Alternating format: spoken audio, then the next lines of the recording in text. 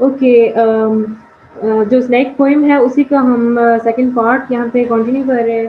ठीक है, 51 to 55 stanza पे हम पहुंचे थे लास्ट टाइम, तो वहीं से हम यहाँ से कंटिन्यू करेंगे। At his at end as he put his head into that dreadful hole, उसने जो ड्रेडफुल होल था, जो खौफनाक किस्म का, जो अजीब किस्म का होल था, उसमें अपना जो है वो सर डाला। And as he slowly drew up, और वहाँ पे उसने वो पुल अप करने की कोशिश की, वहाँ पे अपना सर ऊपर ले जाने की कोशिश की अपने आप को। स्नेक ईजिंग हिज शोल्डर, यानी कि उसने अपने शोल्डर्स को हल्का सा कहने के बहुत इजीली जो है ना छोड़ दिया था, ढीला छोड़ दिया था। एंड एंटर्ड फर्दर, यानी कि उसने अंदर दाखिल होने के लिए अपने जो है ना वो अपने आप को पुल अप किया और अपने शोल्डर को थोड़ा सा ढीला छोड़ दिया ताकि एंटर हो सके वहाँ पर। A sort of horror, एक थोड़ा सा खौफनाक किस्म की चीज, a sort of protest against his withdrawing into that horrid black hole, यानी कि एक खौफनाक किस्म का, और a sort of protest, यानी कि प्रोटेस्ट होता है कि कोई आप स्ट्राइक करते हैं या एहतजाज करते हैं। ठीक है। वो कहते हैं कि फिर आपको जो है ना उसके दाखिल होते हुए एक खौफनाक टाइप की और एक एहतजाज टाइप की जो है ना आपको ऐसी फीलिंग आती है। अगेंस्ट हिज विदड्रॉइंग इनटू, यानी कि उसके ड्राइंग इनटू, यानी उसमें जो दाखिल हो रहा था ना, अंदर जाने की कोशिश कर रहा था, पुल अप करने की कोशिश कर रहा था अपने आप को अंदर जाने के लिए। तो उसका जो वो कहते हैं कि उसके अगेंस्ट जो है ना, मैं उसको देख रहा था इस तरह से, तो मुझे एक खौफनाक सी सेंस महसूस हो रही, मुझे एक खौफनाक सा महसूस हो रहा था, होप महसूस हो रहा था। और मुझे ना उसके अगेंस्ट एहतजाज महसूस हो रहा था कि मतलब इस चीज़ से वो क्यों जा रहा है, इस जगह से वो क्यों इतना पुल अप करके अपने आप को लेके जा रहा है। दैट हॉरिड ब्लैक होल, उस ब्लैक होल में से, जो कि बहुत ही देखने में खौफनाक सा लग रहा है, तो वहाँ से ये अपने आप को वहाँ पे क्यों लेके जा रहा है। ठीक है। तो इसके कॉन्टेक्स्ट में हम ऐड करेंगे, as he contracted his body and entered into the hole, while relaxing his shoulders in an easeful manner, as the snakes often do, a sort of horror gripped the poet. तो वो जो तरीका था snake का अंदर जाने का, उसकी वजह से जो पोइट है उसको एक हॉरर की सी सेंस आती है, उसको ऐसा खौफनाक सा महसूस हुआ उसको ऐसा करते हुए देख के।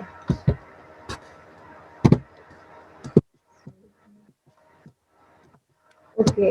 As the snake was trying, नीचे आप यहाँ से करोगे फिर, as the snake was trying to enter into the dreadful hole of the broken mud ball, a sensation of fear gripped the poet, and a sense of protest arose in his heart. The poet protested against his disappearance into the hole again. तो वो again उस whole से वापस जा रहा था, disappear होने की कोशिश कर रहा था, तो वहाँ पे वो जो पोइट है वो प्रोटेस्ट करना चाह रहा था कि ये क्यों इसको ज़रूरत है उस होल में से अंदर जाने की, ये क्यों ऐसा कर रहा मैम है। बस इतना ही ऐड करेंगे कॉन्टेक्स्ट में। हाँ जी। जो पिछली लाइन है ना ये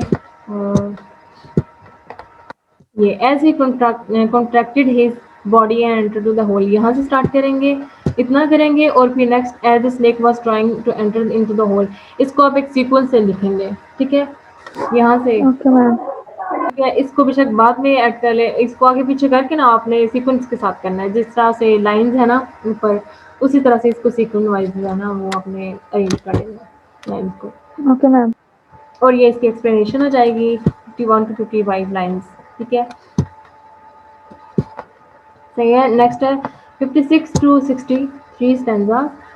Deliberately going into to the blackness and slowly, deliberately के deliberate होता है जानबूझकर। जान हम करना इंटेंस जानबूझकर जी। जानबूझ कर। जी। इंटेंशनली मतलब इंटेंशनली। जो मकसद। कॉन्शियसली या इंटेंशनली, ठीक है। deliberately going into the blackness and slowly, यानी उस blackness, उस डार्क, और उस डार्क वाली जो जहाँ पे डार्कनेस थी बहुत ज़्यादा, उस तारीख की जगह पे वो खुद इंटेंशनली जा रहा था, और एंड स्लोली यानी बहुत आस्था से, ड्राइंग हिमसेल्फ आफ्टर, अपने आप को पुल अप करते हुए या खींचते हुए लेके जा रहा था। ओवरकम मीन, ओवरकम मी यानी कि मुझ पे जो है ना मुझे एक क्या कह लें कि ओवरकम होता है कि यहाँ पे लिखा हुआ है गालिबाना, ठीक है, गालिबाना भी ठीक है इसका मीनिंग, कि मुझ पे एक इस तरह से जो है ना जैसे कोई चीज़ आप पे काबू पा रहा हो, ठीक है, कोई दूसरी चीज़ आप पे काबू पा रही हो, यानी कि कोई चीज़ आपको कंट्रोल कर रही हो, ठीक है। ओवरकम मी वो कहते हैं मुझे ऐसी चीज़ कोई अपने आप काबू में कर रही थी, वो क्या थी? Now his back was turn, उसकी जो बैक थी वो मुड़ी, ठीक है, मुड़ चुकी थी। आई लुक्ड राउंड, मैंने मुड़ के देखा था। I put down my pitcher, मैंने अपना जो बर्तन था, जो घड़ा था, वो नीचे रखा। I picked up a clumsy log, और मैंने एक क्लमसी यानी कि एक अजीब सा, जो क्लमसी जो है ना वो मतलब जो टेढ़ा मेढ़ा सा जो है ना डंडा, वो उठाया। अजीब सी शक्ल वाला। हाँ, अजीब सी शक्ल वाला टेढ़ा मेढ़ा सा डंडा होता है ना, वो कहता है कि मैंने वो स्टिक उठाई and true it at the water trough with a clatter. True it, उस पे दे मारा एट द वाटर ट्रक, जो वाटर का कंटेनर बना हुआ था, विद अ क्लैटर, जो उसने जो छड़ी पकड़ी थी ना उससे उसने, कहता है मैंने वाटर ट्रक पे उसको मारा, वो डंडा जो है वाटर ट्रक पे मारा। तो इसका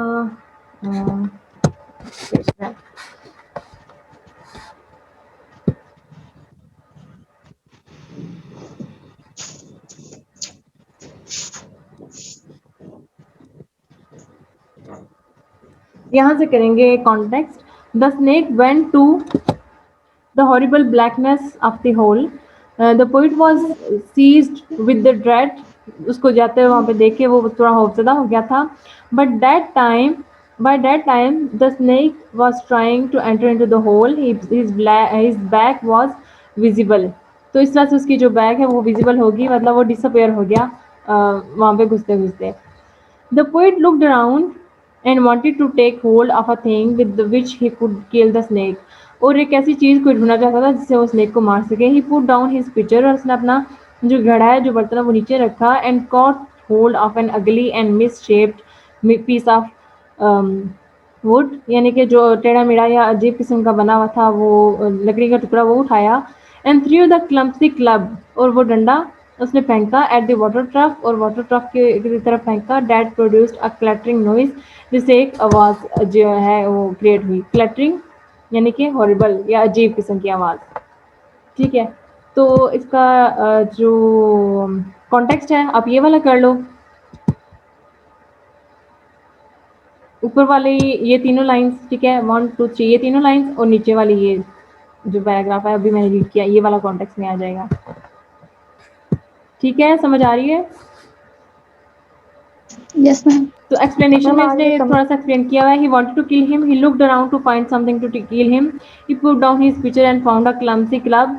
ही threw it at the water container. It produced a horrible noise. अब इसको उसने नॉइज क्यों क्रिएट किया, आगे स्टैंजा में आपको समझ आएगी. I think it did not hit him. वो कहते हैं कि मुझे ऐसा लगा कि ये उसको हिट नहीं किया, मतलब उसने जो है ना वाटर कंटेनर जहाँ पे था ना उसकी बिल्कुल साथ ही वो दीवार थी, तो वहाँ से वो वापस आया था, तो उसने वाटर कंटेनर की तरफ जो है ना वो फेंका था डंडा, तो जिसकी वजह से वो कहते हैं कि ये जो है शायद वो उस पर लगा नहीं है, शायद वाटर कंटेनर पे नहीं लगा. But suddenly that part of him that was left behind. अच्छा, उसने सांप की तरफ फेंका था, और जो उसका जो पार्ट रह गया था ना सांप का पीछे, उस पे जो है ना that part of him that was left behind convulsed in undignified haste. convulsed convulsed का मीनिंग क्या होगा? तिलमिलाना लिखा है मैम, हरकत करना। क्या मतलब? वो कह रहे हैं कि that was left behind. Conversed होता है कि अचानक किसी पे जो है ना वो अटैक कर देना, ठीक है. कन्वर्स्ड इन अनडिग्निफाइड हेस्ट. Undignified undignified. एक बहुत ही देखने में जो है ना वो फुलिश लगता हो जो, ठीक है. तो उसने जल्दी जल्दी में जो है डेट वाज लेफ्ट बिहाइंड, उसका जो हिस्सा बाकी रह गया था, कन्वर्स. बेवकूफ मैम कह हाँ लेंगे। जी, हाँ जी, फुलिशनेस को कहते हैं. तो वो कह रहे हैं कि ऐसे जो है ना वो बेवकूफ़ों की तरह जो है ना उसका जो क्या कह लें कि जैसे अचानक हमला किया उसने बेवकूफ़ी की तरह, ठीक है? Reached like lightning and was gone into the black hole. Reached like lightning.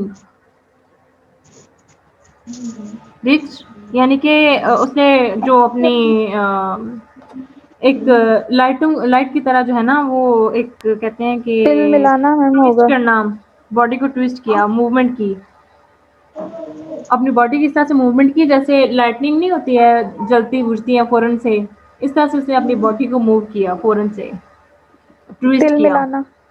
तिल मिलाना का क्लियर नहीं हो रहा मुझे। हरकत कर।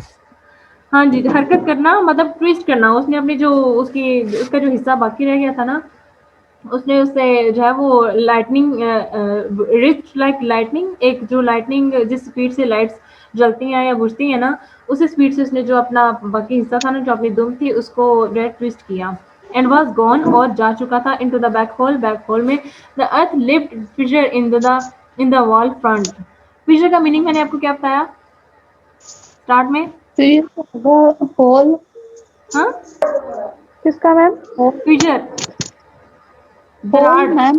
क्रैक को कहते हैं, हाँ जी, करार। क्रैक। क्रैक। हाँ जी, the earth lift fissure in the wall front, यानी कि वो उस जगह पे जो ज़मीन का हिस्सा जहाँ पे क्रैक पड़ा था वहाँ पे उस होल में वो वापस चला गया।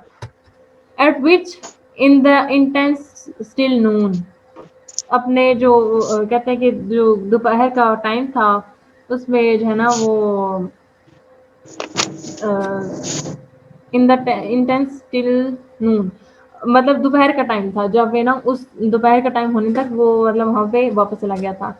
आई स्टेयर्ड विद फैसिनेशन, मैंने उसको बहुत ही, फैसिनेशन होता है किसी को बहुत ही इम्प्रेसिव नज़रों से देखना, ठीक है, इम्प्रेस होके देखना, तो मैंने उसको बहुत ही फैसिनेशन यानी कि बहुत खुशी से या फैसिनेट होते, इम्प्रेस होते हुए नज़रों से देखा।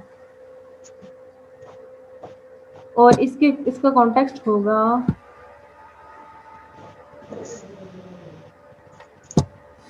The poet thinks that the wooden club did not hit the snake, but he felt that the last part of the body, which was outside the hole, was hurt to some extent. उसे कहता है कि वो शायद उसको hurt किया, somehow उसको थोड़ा बहुत लगा. It was visible from the quick movement which the snake made in an undignified and disgraceful haste to enter the hole. वो कहता है अभी शायद उसको थोड़ा सा लगा था लेकिन फ़ौरन से वो जो है जैसे हमला करता है कोई फ़ौरन से, इस तरह से वो जल्दी से होल के अंदर घुस गया, उसने अपने आप को बचा लिया। और नीचे ये वाला ऐड कर लेंगे आप कॉन्टेक्स्ट में। The snake disappeared in the darkness of the hole and looked like the parted lips of the earth. The snake moved its tail like a flash of lightning and drew it into the black hole. ठीक है, ये आप context में add कर लेंगे।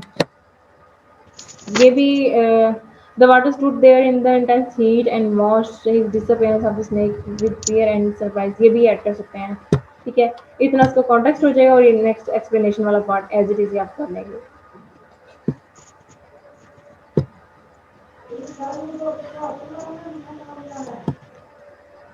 समझ आ रही है मैम आ रही है समझ।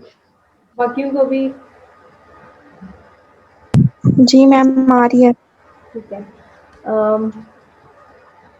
उसके एंटर होने का और उसका जो उसने उसको स्टिक फेंकी, उसको लगी थोड़ी सी, और फिर उसने उसका जो एंटर होने का वहाँ पे घुसने का तरीका था लाहौल का, वो सारा इसमें एक्सप्लेन किया गया है, ठीक है। ओके, 72 लाइन है। इन इमीडिएटली और फ़ौरन से आई रिग्रेटेड, रिग्रेट यानी कि मैं पछताया या पछतावा हवा। हाँ जी पछताया, मैं इसमें पछताया कि मैंने मतलब उसकी तरफ क्यों वो फेंका उसको मारने के लिए। I thought now party, party party का मतलब क्या होगा? अजीब या गठिया।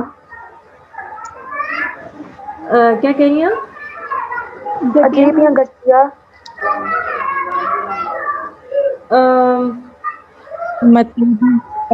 पार्टली होता है कि बहुत ही हकीर टाइप की कोई चीज़ होती है ना, फीलिंग, ऐसी फीलिंग कि वो अपने आप को हकीर समझना। आई थॉट हाउ पाल्ट्री, वो कहते हैं कि कितना कामतर कीर और यानी कि छोटा, हाँ कमतर, कितना कीर और कितना छोटापन मैंने दिखाया है अपना, ठीक है, कितना कमतरी दिखाई है मैंने अपनी। हाउ वुल्गर, और कितना वुल्गर हूँ, मतलब मैं कितना अब्यूसिव हूँ कि मैंने इसको मारने की कोशिश की। व्हाट अ मीन एक्ट, कितना मतलबी और कितना अजीब किस्म का एक्ट था कि मैंने ये कितनी कमीनगी दिखाई है। आई डिस्पाइज माई सेल्फ, मैंने अपने आप को कोसा, मुझे अपने आप से या थोड़ी सी नफरत महसूस हुई। And the voices of my accuse human education, और जो अपनी मेरी तालीम की जो उस मेरी जो तालीम थी, मुझे उससे पैदा होने वाली आवाज़ें, मुझे उनसे कह लें कि मतलब मुझे मैंने उनको कोसना शुरू कर दिया। ठीक है, वो कहते हैं मुझे जो अंदर से आवाज़ें आ रही थी ना, मैंने उनको कोसना शुरू कर दिया कि मतलब मैंने उन आवाज़ों के दबाव में आके मैंने ये क्या किया, मैं कितनी कमीनगी और कितनी बुरी एक वल्गर सी हरकत की है उस साउंड के साथ। तो आप यहाँ पे वो ऐसा करने के बाद अपने आप को कोस रहा है, पछता रहा है। The poet began to regret his mean behavior. He was sorrowful for his mean act of striking the snake with a piece of log. उसने जो स्टिक से उसे मारने की कोशिश की, उस पर वो रिग्रेट फील कर रहा था कि मैंने ऐसा क्यों किया। The poet thought next आगे लाइन्स पे the poet thought that his act of striking the snake with the piece of wood was a mean and and abject act. He considered it a disgraceful thing to do so. वो कहते हैं ऐसा नहीं करना चाहिए था मुझे। The poet began to hate himself for his hateful action and also detested the voices which were the result of his secular worldly education. वो जो उसकी दुनियावी तालीम थी, उससे आने वाली आवाज़ों के दबाव में आके उसने ऐसा किया था, तो वो उस पर पछता रहा था। ठीक है, तो उसको जो है वो कॉन्टेक्स्ट उसका वही होगा जो भी मैंने रीड आउट किया।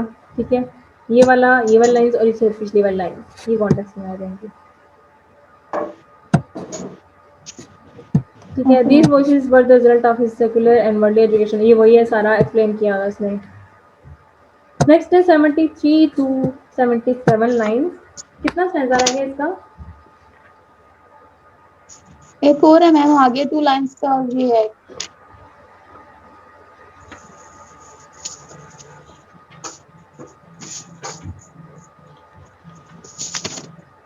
ओके, 73 टू 77 है, तो इसके बाद हमारे पास सिर्फ एक ही रहता है। And a thought of the albatross, albatross क्या होता है? And I thought of the albatross, समुद्री परिंदा, परिंदा है। तेला, एल्बेट्रस एक हाँ जी, एक परिंदे का नाम है कि समुद्री, वो जो है जिसको जो है ना अक्सर कहते हैं ना मछलियां कि भी। कोई जो है ना एक ऐसा परिंदा था जो खतरनाक था और जिसको ना कहते हैं ना कि दूसरों के लिए इबरत का निशाना बना दिया जाता है। तो वो जो परिंदा है ना, वो इबरत का दूसरे जानवरों के लिए, परिंदों के लिए ना उसको इबरत का निशान बना के ना उसको जो है उस तरह से मतलब कह लें कि उसकी गर्दन के बल ना उसको लटकाया गया था।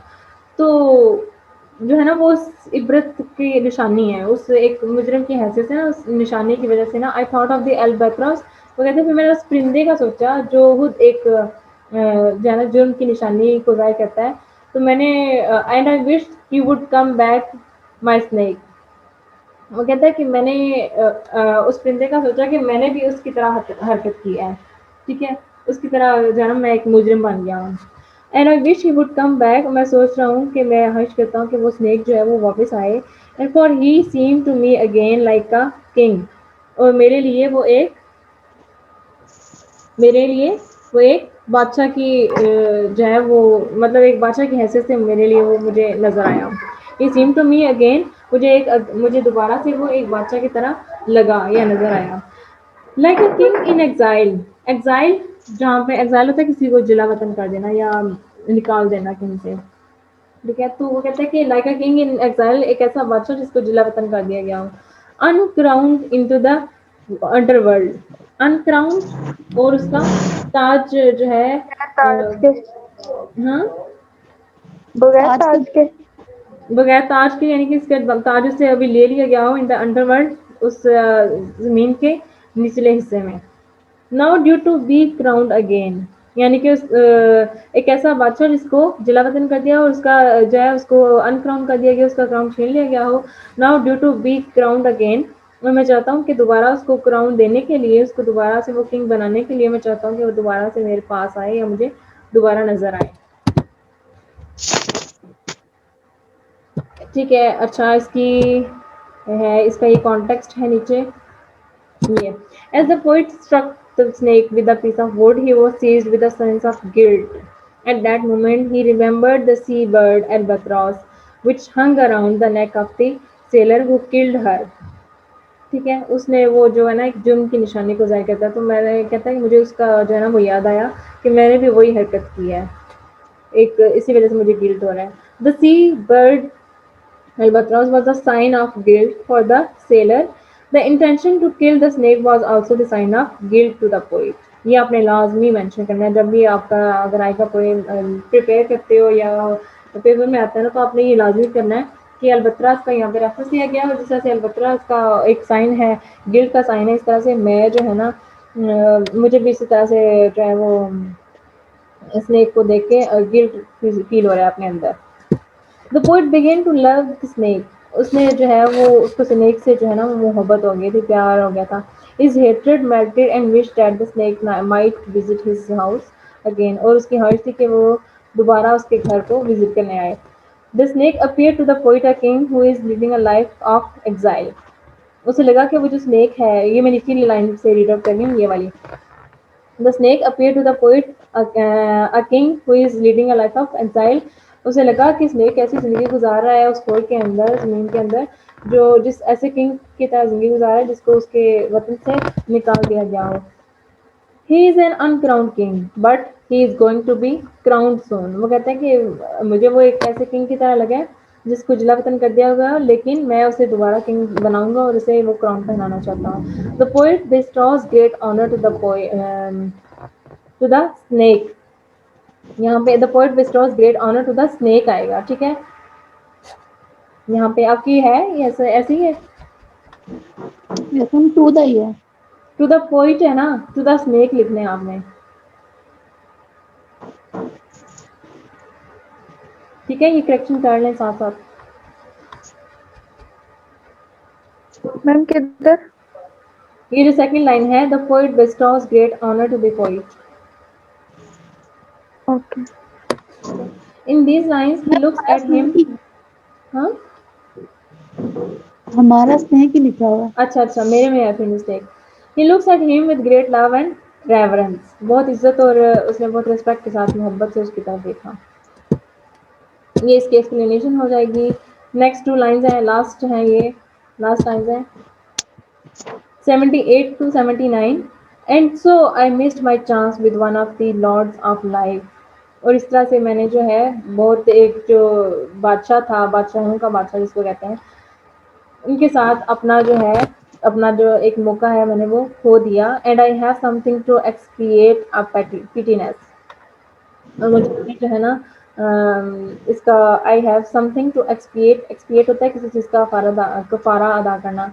और पिटीनेस यानी कि पिटीनेस जो मैंने शो की, मैंने जो अपना जो सांव को मार के एक बेरहमी वाला सलूक कमजोरी मैम। किया। पिटीनेस होता है जो कहते हैं बेरहम या कमजोरी। बेरहमी, यस बेरहमी, बेरहमी वाला सलूक किया। वो कहता है कि मैं उसका कफारा अदा करना चाहता हूँ। The poet says that he missed to spend some time in the company of one of the kings of life. He thought that in his ill treatment of the snake he had broken some religious bond.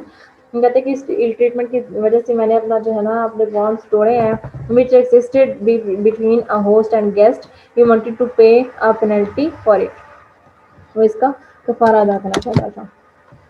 So this is all for the all the stanzas and the poem. So summary है next. Write a summary of the poem Snake by D.S. Lawrence. Describe as simply as you can the arrival of the snake at the water trough and departure into its hole.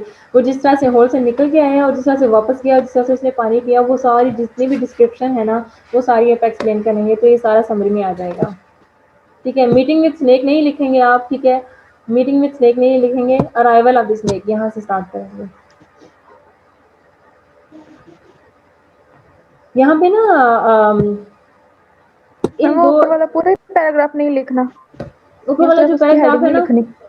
Late me tell you first, ये जो ऊपर वाला paragraph है ना और जो नीचे वाला पैराग्राफ है, इन दोनों को मर्ज करके आप लिख लें दो पैराग्राफ की शक्ल में, लेकिन इन दोनों की हेडिंग आप ये वाली देंगे, अराइवल ऑफ द स्नेक।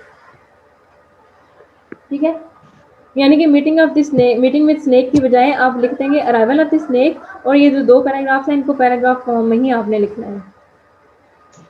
ठीक है, ओके मैम। मतलब मैंने आपको पैराग्राफ बताया था ना कि आपने ज़्यादा जो है वो 5 से 7 से 8 लाइन्स जो है ना एक पैराग्राफ में लिखनी होती हैं।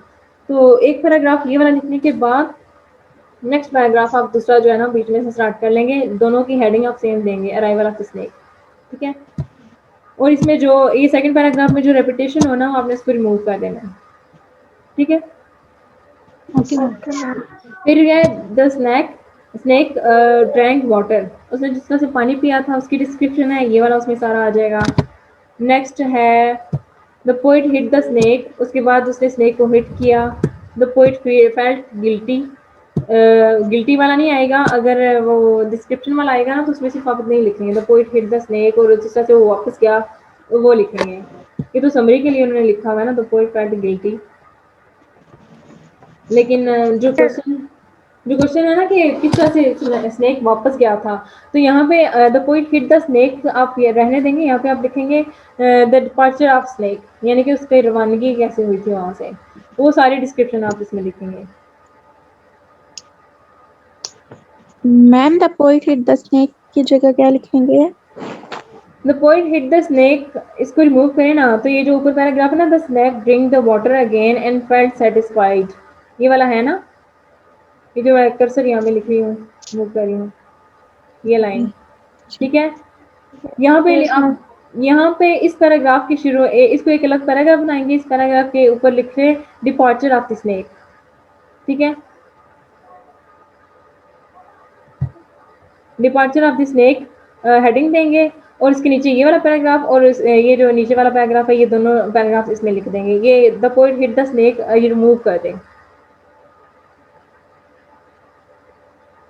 सही है, ओके मैम, कर दी।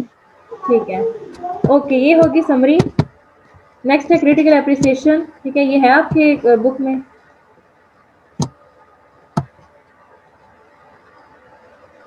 No ma'am, theme of the poem है क्रिटिकल एप्रिसिएशन, हमारे पास एप्रिसिएशन नहीं है। नहीं है। No ma'am. चलो मैं ये थीम ऑफ आपको द ना मैं ये आइडियाज ऑफ द आपको सेंड कर देती हूँ मैं। ठीक है, क्रिटिकल एप्रिसिएशन सेंड कर देती हूँ, इसमें क्वेश्चन कवर हो जाएंगे। Critical summary of the poem भी इसमें कवर हो जाएगी, और क्रिटिकल एप्रिसिएशन ये दो क्वेश्चन जो है ना, ये सारा आप प्रिपेयर करेंगे। तो उसके बाद है नेक्स्ट क्वेश्चन।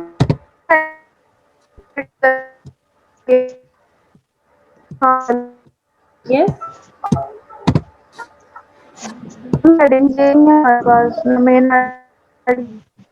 क्या कह रही हैं?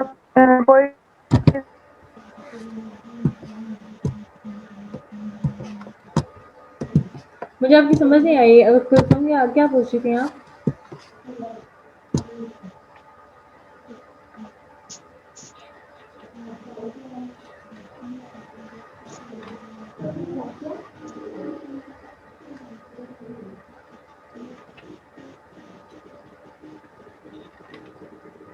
हाँ जी, नेक्स्ट क्वेश्चन है, ये है central idea of the poem, ये आपके पास है।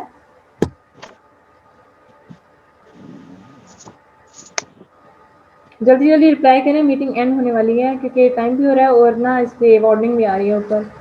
मैम नेक्स्ट वो है ना थीम ऑफ द पोएम वाला, और मैंने आइडिया आपका पोएम। नहीं मैम, हमारे पास ये भी वो है नहीं, critical central idea of the poem ये भी नहीं है आपके पास? यस मैम, ये नहीं है।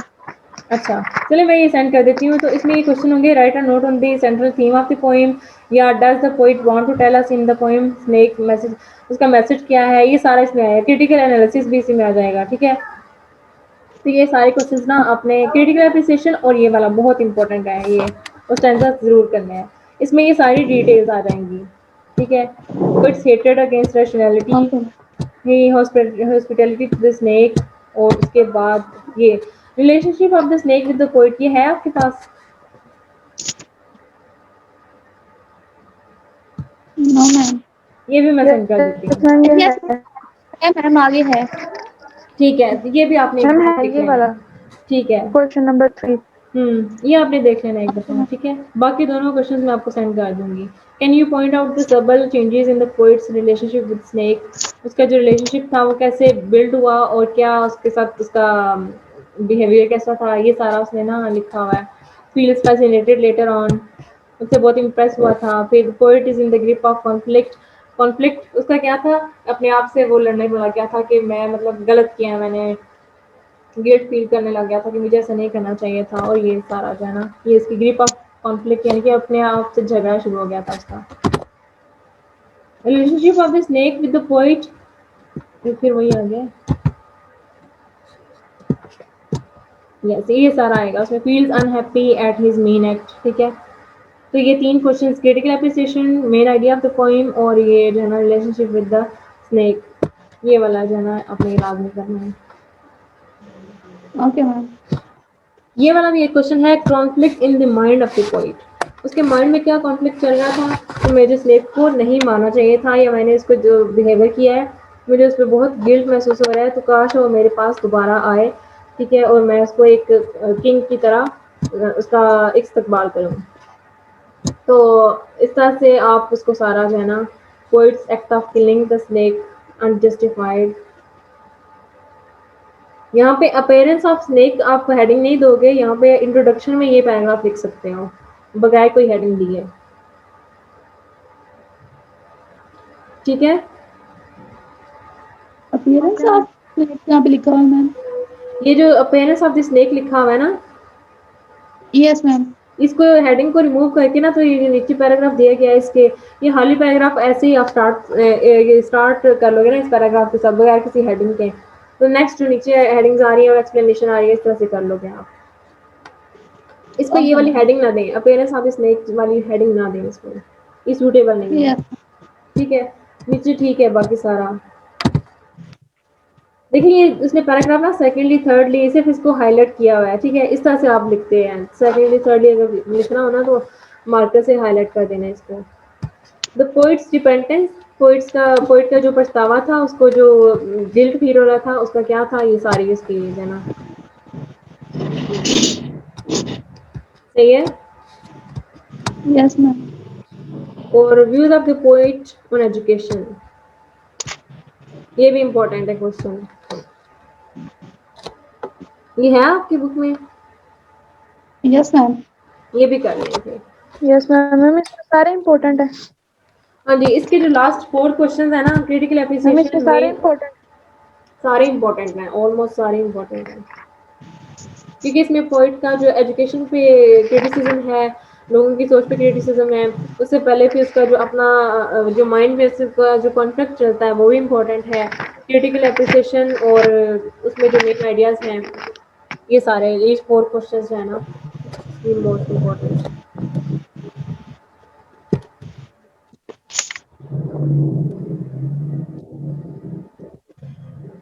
ये उसने पॉइंट बाय पॉइंट जो है ना, ये नंबरिंग की हुई है, आप नंबरिंग नहीं करोगे, आप पैराग्राफ फॉर्म में लिखोगे, ठीक है। Okay ma'am. Okay ma'am. और नेक्स्ट है बस ये इतना ही है, ये literary qualities of the poem है। इन केस अगर आ जाता तो आप ये एक दफ़ा देख लेना। मैम ये हमारा नहीं है, मैम हमारा ये यहाँ कोई पे नहीं है। सही है फिर, इतना ही रखें जितना पिछला था। तो क्रिटिकल एप्रिसिएशन की पिक्चर में सेंड करनी है आपको, है ना। और और cent idea. Central idea of the poem आपके पास नहीं है, नो मैम। ठीक है, ये सेंट्रल मैं आइडिया है मैम। किधर है? इधर है, नहीं है, मेन आइडिया है। नहीं है ना, दो नहीं थे, वो सेंट्रल आइडिया वाला भी और क्रिटिकल एप्रिसिएशन वाला भी मेन नहीं है हमारे पास। ठीक है, मैं कर देती हूँ आपको सेंड, ठीक है, ये मैं पिछले सेंड कर देती हूँ। Idea of the poem, main idea और सेंट्रल एक ही नहीं होता एक ही है, मैम। एक ही है, दोनों एक ही है। फिर ये है मैम हमारे पास, क्वेश्चन नंबर 2 है। उसमें हेडिंग क्या है, the poets hatred against rationality, ये वाले हैं। नहीं। फिर No, अलग है, ma'am. फिर Harms वो of अलग है। personality, appearance of snake, reaction of the poet. Harms relation appearance of नहीं वो snake. और है, आप जो बता रहे हो ना वो और है। Appearance of snake या फिर ये वाला क्वेश्चन interpretation है, ये relationship of the snake with the poet. Yes ma'am ये है। ये है, सही है। फिर मैं बाकी दोनों आपको सेंड कर दूंगी। Okay Okay, ma'am. ठीक है। कुछ ऐसा जो आपको ना समझ आया हो? No, हम ma'am. आगे समझ। सारा समझ आ गया है।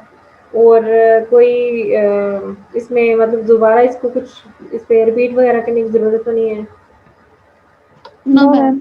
अच्छा मुझे ये बताएं, कल कौन सी पोइम करनी है आपने? लाइट्स आउट आपकी आती है ना? Light of और Apple 15 दो रहती हैं। एप्पल मैम मेरी 15 सारी हो गई हैं। आप कुलसुम की सारी होगी है? Yes ma'am. ठीक है। आप चाहो तो ज्वाइन कर सकती हो कि आप मतलब रिपीट हो जाएगा और रिवीजन करना चाहो तो कर सकते हो, ये आपकी मर्जी है। ठीक है। ओके। तो बाकी दोनों को मैम कल मैं कल फिर कल पेपर भी है। कितने बजे है? वो सर कह रहे थे कि मैं रात को टाइम सेंड करूंगा। तो आप कल अब वो क्लास लोगे? आप कल की क्लास लोगे? अगर तो शाम के टाइम हुआ पेपर तो फिर ले लेंगे क्लास। ठीक है। अनीसा और मरवा ने तो नहीं देना ना paper? No, ma'am. Ma'am sir ने कहा है कि जितना भी आपने पढ़ा है ना आपने पेपर देना जरूर इस दफा। अनीसा जब और आपने ये भी कहते थे। अनीसा और मरवा ने भी? हमने नहीं देना, सिर्फ इसको बोला हुआ है। अच्छा अच्छा। तो आप लोगों की क्लास फिर मैं रख लूंगी। अब कल कुलसुम अगर टाइम मैनेज कर सकी तो फिर वो अटेंड कर लेंगे, अदरवाइज फिर वो लेक्चर देख लेंगे बाद में। सही कल साइकोलॉजी का ना अगर मरवा ने भी देना तो वो दे सकते हैं क्योंकि वो कह रहे थे मैंने भी फाइनल पेपर नहीं देना। हम्म। तो फिर आप मुझे बता दीजिएगा ना कि आपका क्या सीन है। ठीक है। सही। सही है। तो चले ठीक है, आपकी क्लास का टाइम भी अब ओवर हो गया है। आप मैम लिंक सेंड करेंगे ना तो अगर ना हुआ पेपर तो मैं ज्वाइन कर लूंगी। ठीक है, मैं सेंड कर दूंगी। और आप दोनों भी, मरवा और अनीसा, मुझे कंफर्म कर देना कि आप लोग पेपर दे रही हो या नहीं दे रही हो। ठीक है। मैम मैम मैं मेरा तो नहीं दे वैसे भी साइकोलॉजी नहीं है नहीं दे रहे हो तो मैं पेपर? नहीं मैं नहीं पेपर दे रही क्योंकि अभी तो